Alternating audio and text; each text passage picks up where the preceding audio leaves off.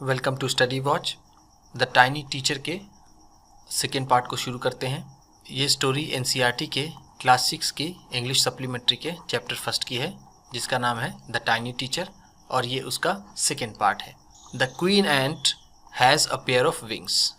रानी चींटी के एक जोड़े पंख होते हैं, which she cast off before she begins to lay eggs, जिसे वो त्याग देती है अंडे देने से पहले। अंडे देना शुरू करने से पहले वो उसे त्याग देती है। कास्ट ऑफ का मतलब होता है अबेंडन या फिर डिस्चार्ज, शन, लीव, गिव अप, आप कुछ भी कह सकते हैं। Eggs hatch and become grubs, और अंडे जब से जाते हैं फिर वो क्या बन जाते हैं? ग्रब्स बन जाते हैं। Become grubs, grubs change into cocoons, और ग्रब्स ककून में बदल जाते हैं। एंड और cocoons break to bring forth the complete ants, और ककून टूट करके फिर सामने, ब्रिंग फोर्थ का मतलब होता है पुट फोर्थ, सामने आता है। पूरी चींटी फिर सामने आती है, पूरी चींटी बनती है। तो हमने देखा 3 चरण होते हैं इसके, ठीक है। पहले अंडे से ग्रब, ग्रब से ककून, और ककून से फिर complete ant. The life of an ordinary ant in the anthill is a book which many of us seldom open. Anthill में एक साधारण चींटी का जीवन एक किताब की तरह होती है, जिसे हम में से बहुत से लोग रेयरली ही खोलते हैं, सेल्डम ही खोलते हैं। सेल्डम का मतलब रेयरली, मुश्किल से ही कभी खोलते हैं।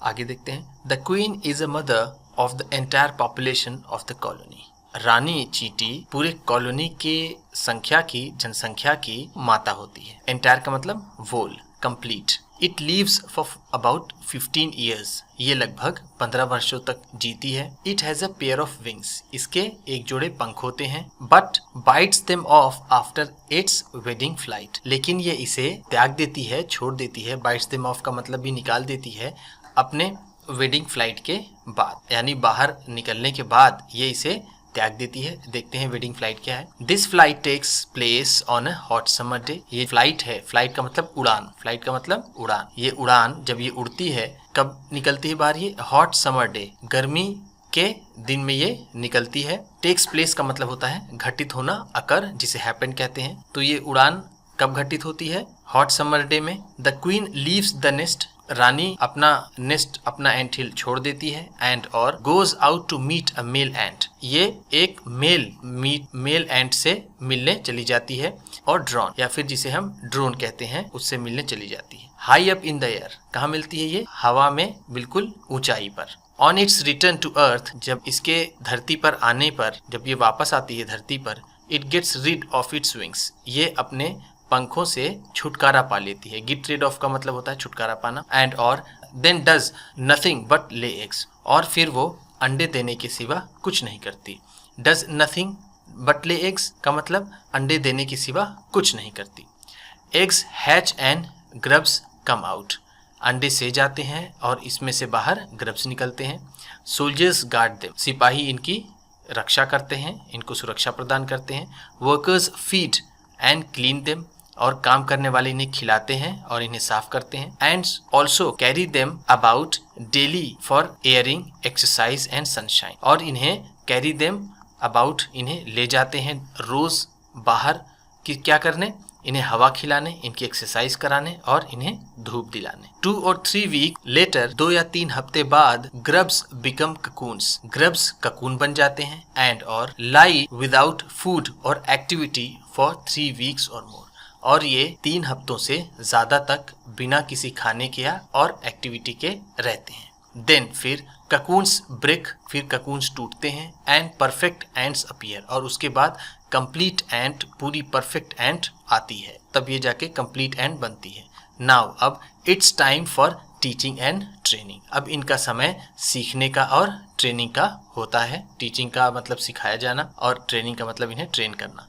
New ants learn their duties from old ants as workers, soldiers, builders, cleaners, etc. नई चींटियां अपना कर्तव्य पुरानी चींटियों से, जो एजेड हैं, एल्डरली हैं, ओल्ड को क्या कह सकते हैं हम? एल्डरली, उनसे सीखती हैं एज अ वर्कर्स, कि उन्हें वर्कर्स में रहना है, काम करना है वर्कर्स की तरह। सोल्जर्स, बिल्डर्स और क्लीनर्स की तरह, सफाई करने वाले, बनाने वाले। After a few weeks training, कुछ हफ्तों की ट्रेनिंग के बाद the small ants are ready to go out into the big world of work. छोटी चींटियां तैयार हो जाती हैं बड़ी दुनिया में अपने काम के लिए बाहर जाने के लिए तैयार हो जाती। Anthill is a home not only for ants but also for some other creatures. Anthill सिर्फ चींटियों का ही घर नहीं होता है बल्कि इसमें दूसरे भी प्राणी रहते हैं, जैसे beetles, lesser breeds of ants and green fly. उसमें कौन कौन रहते हैं? बीटल्स रहते हैं, ठीक है, आपने देखा होगा beetles. Lesser breeds of ants जो चींटियों की निम्नतर नस्ल होती है वो, और ग्रीन फ्लाई होती हैं। Why do ants want these alien creatures to live in their nest? क्यों चींटियां ये विदेशी प्राणियों को अपने नेस्ट में, अपने एंट हिल में रहने देती हैं? एलियन का मतलब क्या कह सकते हैं? फॉरेन या फिर foreigner, unknown, unfamiliar. For several reasons, कई कारणों से। Some give off smell pleasant to ant senses, कुछ इसमें से गंध देती हैं जो चींटियों के इंद्रियों को अच्छी लगती हैं। अदर्स गिव स्वीट जूसेस, दूसरे मीठे रस देते हैं। And some are just pets और play things like cats and dogs to human beings, और कुछ जैसे पालतू जैसे होते हैं या फिर खेलने के लिए होते हैं, जैसे मानव के पास कुत्ते और बिल्लियां होते हैं वैसे ही वो उन्हें पालते भी हैं। The green fly is ants cow, और जो ग्रीन फ्लाई होती है वो चींटियों की गाय होती है। The ants train it, ants इन्हें, चींटियां इन्हें ट्रेनिंग देती हैं। To give honeydew, honeydew देने के लिए इन्हें ये ट्रेनिंग देती हैं। लाइक मिल्क, जैसे हम लोग दूध लेते हैं वैसे ही। With a touch of their antenna, उनके एंटीना टच करने से, उनके एंटीना के छुआने से वो उन्हें दूध देती हैं। They milk it just as we milk the cow, ये उनसे वैसे ही दूध निकाल, जैसे हम इनसे दूध निकालती हैं वैसे ये भी इन्हें अपना हनी ड्यू वैसे ही ये निकालते हैं। यहाँ पर जो मिल्क है, मिल्क यहाँ पर वर्ब है, ये वर्ब है, तो दूध निकालना, जैसे ये उनसे वैसे ही दूध निकालती हैं जैसे हम लोग गाय से दूध निकालते हैं। Have humans learn as much as ants have? क्या मानव ने उतना सीखा है जितना चींटियों ने सीखा है? Perhaps they have, शायद उन्होंने सीखा है।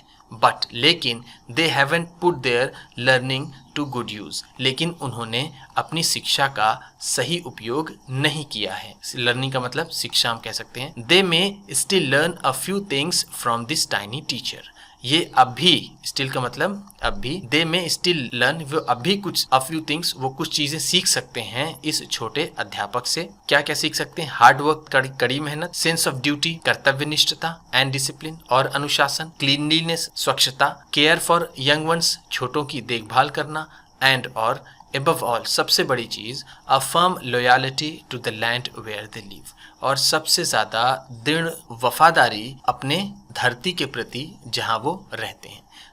वीडियो पसंद आई हो तो लाइक कीजिएगा। अगर आप भी किसी को बताना पढ़ाना चाहते हैं, इसका हिस्सा बनना चाहते हैं तो शेयर कीजिएगा। और अगर आप पहली बार देख रहे हैं तो सब्सक्राइब ज़रूर कीजिएगा, क्योंकि आपको और अच्छी क्वालिटी की वीडियो मिलेगी आपके सब्सक्रिप्शन से, और हमें मिलेगा हौसला। Thank you.